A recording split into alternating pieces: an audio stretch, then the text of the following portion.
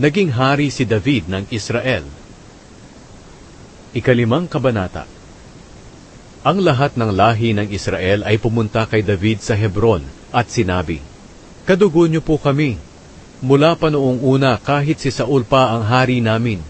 Kayo na ang namumuno sa mga Israelita sa kanilang mga pakikipaglaban. At sinabi sa inyo ng Panginoon, ikaw ang gagabay sa mga mamamayan kong Israelita, gaya ng paggabay ng isang pastol sa mga tupa niya. Ikaw ang magiging pinuno nila." Kaya roon sa Hebron, gumawa ng kasunduan si David sa mga tagapamahala ng Israel sa presensya ng Panginoon, at pinahiran nila ng langis ang ulo ni David, bilang pagkilala na siya na ang hari ng Israel. Si David ay 30 taong gulang nang maging hari ng Israel, at naghari siya sa loob ng 40 taon.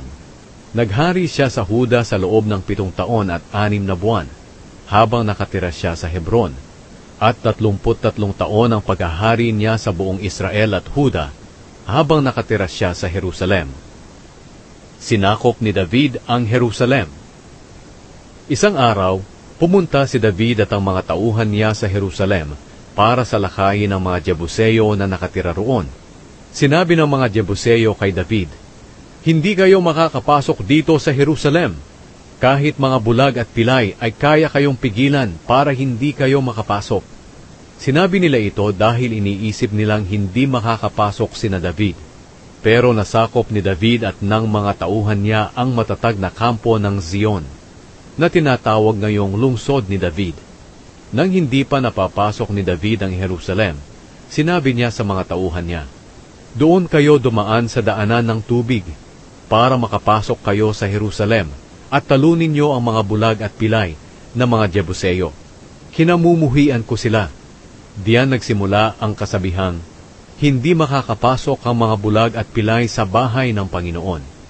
Matapos sakupin ni David ang matatag na kampo ng Zion, doon na siya tumira, at tinawag niya itong lungsod ni David.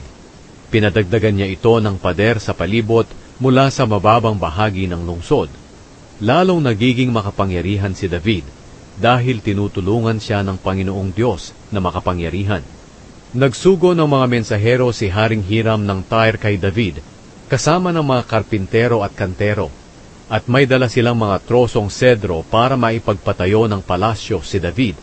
At naunawaan ni David na ang Panginoon ang nagluklok sa kanya bilang hari ng Israel, at nagpaunlad ng kaharian niya para sa mga mamamayang Israelita. Nang lumipat siya mula sa Hebron papuntang Jerusalem, marami pa siyang naging asawa. Ang iba sa kanila'y mga alipin niya, at nadagdagan pa ang mga anak niya.